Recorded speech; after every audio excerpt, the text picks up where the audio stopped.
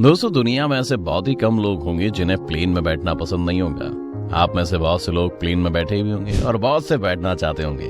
अब प्लेन से जुड़ी एक और शानदार कहानी आपने सुनी होगी, लेकिन आज की कहानी वाकई में आश्चर्य से भरी हुई है।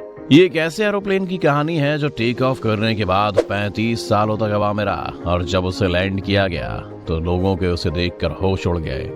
जी हाँ दोस्तों, बहुत सारे लोग इस घटना को टाइम ट्रैवल से जोड़ते हैं, तो बहुत से लोग ऐसे भी हैं जो इस घटना को एक भूतिया घटना से जोड़ते हैं। घटना कुछ भी हो, लेकिन इस प्लेन की कहानी चौंकाने वाली जरूर है। आप खुद इस कहानी को पहले सुनिए और फिर आप खुद तय करके कमेंट में बताइए। चलिए शुरू करते हैं। दोस्तों, प्लेन का सफर जितना मजेदार होता है उतना ही रिस्की, क्योंकि 35,000 फुट ऊपर हवा में अगर छोटी सी भी चूक हो जाती है तो आपका बचना लगभग नामुमकिन ही हो जाता है। लेकिन आज की इस कहानी की बात ही कुछ और है। हम बात कर रहे हैं ब्राजील की फ्लाइट नंबर 513 की। तारीख थी 4 सितंबर 1954। सैंटियागो फ्लाइट 513 वेस्ट जर्मनी के आचेन इंटरनेशनल एयरपोर्ट से उड़ान भरती है। इस प्लेन को ब्राजील के पोर्टो एलेग्रे इंटरनेशनल एयरपोर्ट पर पहुंचना है, जिसकी दूरी करीब 18 घंटे की है। ये फ्लाइट 88 यात्री और 4 क्रू मेंबर को लेकर जर्मनी से अपने देश ब्राजील आ रही थी। फ्लाइट के कैप्टन थे Miguel Victor Curie. Captain Miguel को नहीं मालूम था कि उनके साथ अगले कुछ घंटों के बाद क्या होगा। अब होता कुछ यूं है कि उड़ने के कुछ ही घंटों बाद जब Santiago flight number 513 Atlantic ocean के ऊपर पहुंचती है तो वो एटीसी के रडार से अचानक गायब हो जाती है। और ये देखकर एटीसी में काम कर रहे अधिकारी और कर्मचारी पहले तो हैरान हो गए और वो प्लेन से कांटेक्ट करने की कोशिश करने लगे। जब कुछ मिनटों बाद भी फ्लाइट रडार पर नजर नहीं आई तो उनके होश उड़ गए और उन्हें कुछ भी समझ में नहीं आ रहा था कि ये फ्लाइट अचानक से कहां चली गई है, और वो एरोप्लेन से लगातार संपर्क साधने की कोशिश करने लगे। मगर सैंटियागो फ्लाइट नंबर 513 की ओर से कोई जवाब नहीं मिल रहा था। ये देख तत्कालीन एटीसी की सभा बुलाई गई, जिसमें ब्राजील और जर्मनी के कुछ उच्च अधिकारी शामिल थे। सैंटियागो फ्लाइट के अचानक गायब होने की वजहों पर बात होने लगी, मगर किसी को कोई रास्ता समझ में नहीं आ रहा था। इसलिए एटीसी ने खोजकर्ताओं की टीम बनाई और उन्हें अटलांटिक ओशियन के लिए रवाना कर दिया, क्योंकि जब प्लेन का कनेक्शन एटीसी के रडार से टूटा तब वो फ्लाइट अटलांटिक महासागर के ऊपर उड़ रही थी।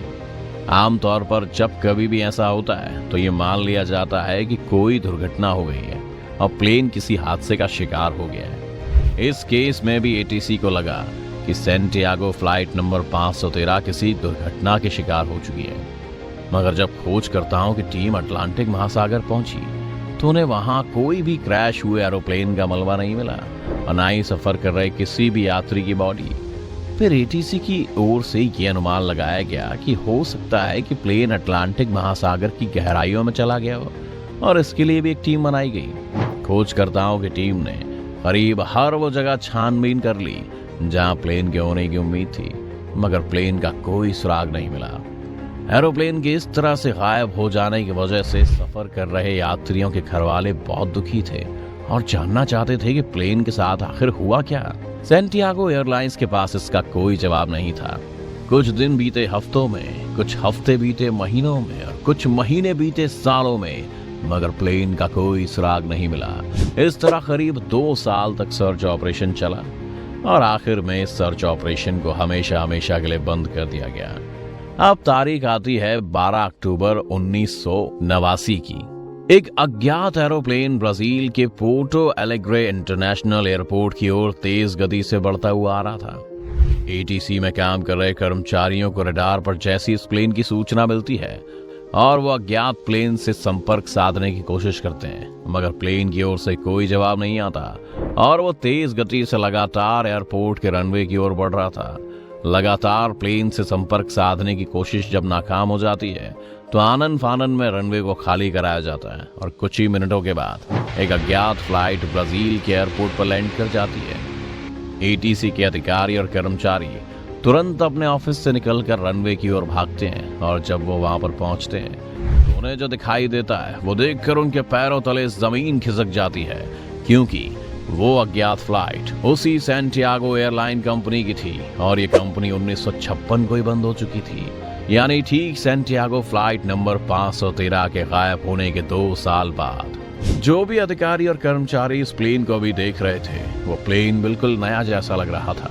उन्हें कुछ समझ में नहीं आ रहा था कि आखिर जिस कंपनी को बंद हुए 33 साल हो चुके हैं, उसका नया प्लेन रनवे पर कैसे लैंड कर सकता है। उन्होंने कर्मचारियों को प्लेन के अंदर जाकर देखने के लिए कहा, और जैसे ही वे लोग अंदर गए, उनके मुंह से चीख निकल गई। प्लेन पूरा कंकाल से भरा हुआ था। हर सीट पर कंकाल बैठे हुए थे, और जब उन्होंने कॉकपिट का दरवाजा खोला तो प्लेन चला रहे फ्लाइट के कैप्टन मिगुएल विक्टर क्यूरी के हाथों में प्लेन का कंट्रोल था, और वो भी मर चुके थे। उनका शरीर भी कंकाल बन चुका था, और ये फ्लाइट थी सैंटियागो फ्लाइट नंबर 513। अब हैरानी की बात यह है कि प्लेन आखिर था कहां? जब इस प्लेन में एक भी इंसान जिंदा नहीं है, तो फिर प्लेन बिल्कुल सही लैंड कैसे हुआ? प्लेन का इंजन चालू कैसे है? प्लेन बिल्कुल ब्रांड न्यू कैसे है? अब ये सारे सवाल किसी आम इंसान का दिमाग घुमाने के लिए काफी थे। कहते हैं कि पैनिक ना फैलने की वजह से ब्राजील सरकार ने इस खबर पर रोक लगा दी। फिर इसकी जांच शुरू हुई और अलग अलग तरह की थियरीज निकलनी शुरू हुई। सबसे पहली थियरी ये आई कि ये प्लेन उड़ने के बाद किसी टाइम ट्रैवल में फंस गया, यानी किसी ब्लैक होल के अंदर चला गया था, जिसकी रेडिएशन से इन सारे लोगों की ये हालत हो गई। दूसरी थ्योरी ये आई कि किसी एलियन का शिकार हो गया ये, और तीसरी थ्योरी ये आई कि ये किसी इंसानी साजिश और एक्सपेरिमेंट का नतीजा है। लेकिन ये सब सिर्फ और सिर्फ थ्योरी थी, इसका कोई भी पुख्ता सबूत नहीं था कि इसके साथ क्या हुआ था, और ये सवाल आज भी सवाल ही हैं। ब्राजील की सरकार ने इस घटना को बहुत छुपाने की कोशिश की, मगर 1989 में फेमस पत्रकार एडविन फिशर ने इस घटना से पर्दा उठाया। उन्होंने एक आर्टिकल में इस पूरी घटना को छापा। जैसे ही घटना अखबार में छपी, लोगों के बीच फैली सैंटियागो नंबर 513 की कहानी ऐसे फैली जैसे जंगल में आग। लेकिन एडविन ने इस खबर का कोई पुख्ता सबूत नहीं दिया था। मसलन सिर्फ एक एरोप्लेन की फोटो अखबार में थी, कोई कंकाल की फोटो नहीं थी। इसलिए इस कहानी को लोगों ने दो थोड़ों में बांट दिया, जिसमें से कुछ लोग इसे सही मान रहे थे और टाइम ट्रैवल और भूत जैसी चीजों से रिलेट कर रहे थे, तो वही दूसरे लोग भी थे जो इस खबर को सिर्फ पब्लिसिटी स्टंट मान रहे थे और इस खबर को झूठ के सिवा कुछ नहीं बताते हैं। आपको क्या लगता है? आप हमें कमेंट करके बताएं।